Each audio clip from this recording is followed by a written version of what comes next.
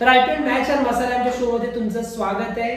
आजचा विषय नुकत्याच झालेल्या गुजरात टायटन्स विरुद्ध दिल्ली कॅपिटल्स या मॅच बद्दल। म्हणजे आम्ही नुकत्याच व्हिडिओमध्ये बोललेले की 200 रन्स हे खूप नॉर्मल झाले आयपीएल मध्ये, त्याचीच कुठेतरी दखल घेतली की आयपीएल फक्त 89 रन कालच्या मॅच मध्ये झाले, जे चेस ही लगेचच झाले आणि खूपच लो स्कोरिंग मॅच आहे। त्याच्या आयपीएल मधली पहिलीच इतकी लो स्कोरिंग मॅच पाहायला मिळाली।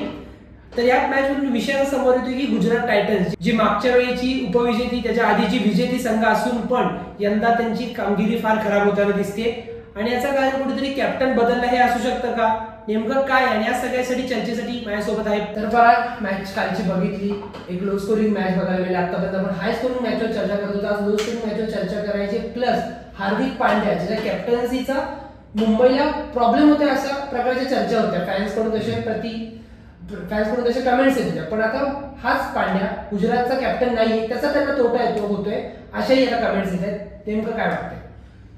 आयपीएल मध्ये आपण सध्या बघतो तर जवळ 550 रन मागच्या मॅच मध्ये झालेले आरसीबी बरोबरचे, त्याच्यानंतरचे पण चेन्नई मुंबईमध्ये पण झालेले, जॉर्जची पाणी बघितलं तर 100च्या 2 सेंचुरी आहेत केकेआर कडून आले। त्यांना सगळ्यांना असं वाटत होतं की एवढे 200 रन आरामशीर होऊ शकतात, पण काल दिल्लीची मॅच बघितली त्यांना 90 रनवर सोडलं होतं आणि 8 की 9 ओव्हर मध्ये त्यांनी मॅच संपून टाकली। 8.5 मध्ये संपवली। त्याच्यामध्ये राशिद खान मेन होता की त्यांनी 32 रन केले, बाकी कोणत्याच प्लेअर असं करता आलं नाही त्यांच्यामधले की सेकंड डिजिटचा आकडा पण त्यांना मोडता आला नाही।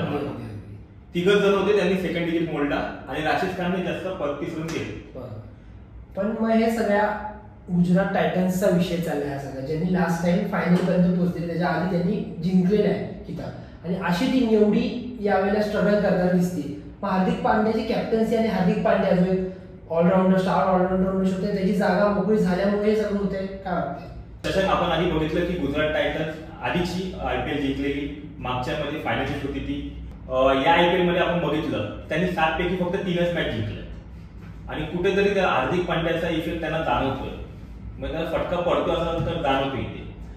जेव्हा तो गुजरात टायटन्स मध्ये होता तेव्हा तो फिनिशरचा रोल करत होता आणि या आपल्या मुंबई इंडियन्स मध्ये आलाय या वर्षी तो, पण मुंबई इंडियन्सचं वातावरण आणि गुजरातचं वातावरण त्यात डिफरन्स जाणवतो आणि जसा तो मुंबई इंडियन्सचा कॅप्टन झालाय तिथपासून ट्रोलर्स जे सोशल मीडिया ट्रोल करतात त्याचं पण बर्डन त्याच्यावर आलंय आणि त्याच्यामुळे हार्दिक पांड्या मुंबईमध्ये असला तरी त्याचा फटका बसतोय मुंबईला।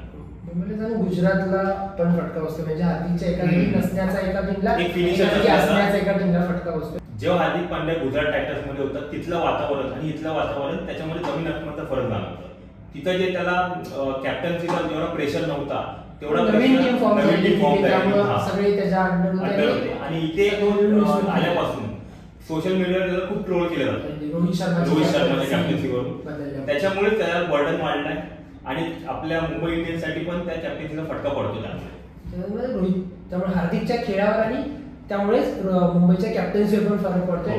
आणि मग प्रश्न असा एक उपस्थित होतो की गुजरात टायटन्स मध्ये हार्दिक पांड्या नाहीये, मग तिकडे मग शुभमन गिलला कॅप्टन्सीची संधी मिळाली, पण मग त्यांची एवढी खराब कामगिरी का चालली? बाकी प्लेयर्स तर सगळे तेच आहेत, एक मोहम्मद शमी एक चांगला बॉलर यावेळेला नाहीये, त्यांचा तो मागच्या वर्षी होता, इंजरीमुळे तो नाही खेळतो, त्याच्या जागी कामगिरी करायला बरेच दुसरे प्लेयर्स आहेत। मग शुभमन गिलची कॅप्टन्सी कुठेतरी गणती आहे का असं बोलू शकतो का आपण? बोलू शकतो, कारण की गुजरात टायटन्स ही सगळी नव्या दमाची टीम आहे आणि त्यात एक्सपिरियन्स ही कमी वाटते मला।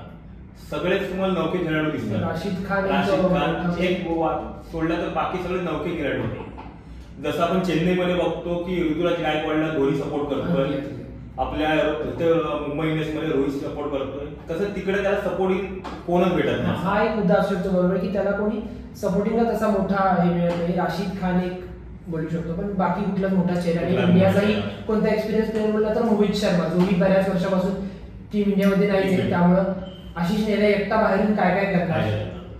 इथे मला अजून एक मुद्दा आठवतोय की शुभमन गिलची जर कॅप्टन्सी बघितली ती खूप खराब चालू आहे आणि त्याच्यामुळे त्याचा वर्ल्ड कप वर खराब परिणाम होतो, बॅटिंग थ्रू म्हणजे नाही तो तर पुढचा मुद्दा आहे। म्हणजे सिलेक्शन कुणाकुणाचं होतं हे बघावं लागेल आधी ते, कारण की शुभमन गिल जास्त पोझिशनला ओपनिंगला येतो, त्यासाठी यशस्वी जयस्वाल, ईशान किशन, रोहित शर्मा तर फिक्स आहे, त्या जोडीला ईशान किशन, यशस्वी जयस्वाल, ऋतुराज गायकवाड, संजू सॅमसन असे भरपूर ऑप्शन आहेत ओपनिंगला यायला। त्यामुळे शुभमन गिल जर नसेल परफॉर्म करत तरी पण त्याला बॅक करायला बरेच प्लेयर आहेत, पण तरी शुभमन गिल जर काही चांगला प्लेयर असावा असं आपल्याला वाटतंय। त्यामुळे त्यांनी त्याकडून कॅप्टन्सी आणि बॅटिंग दोन्ही चांगलं व्हावं अशीच आपण अपेक्षा करूया. आणि कोण प्लेयर्स असतील T20 वर्ल्ड कप मध्ये तर होणाऱ्या मॅचेस नुसार कळून आता थोडं थोडं चित्र स्पष्ट व्हायला लागले, पण पूर्ण चित्र IPLच्या अखेरीच स्पष्ट होईल. त्यासाठी तुम्ही पाहत राहा पुढारी न्यूज.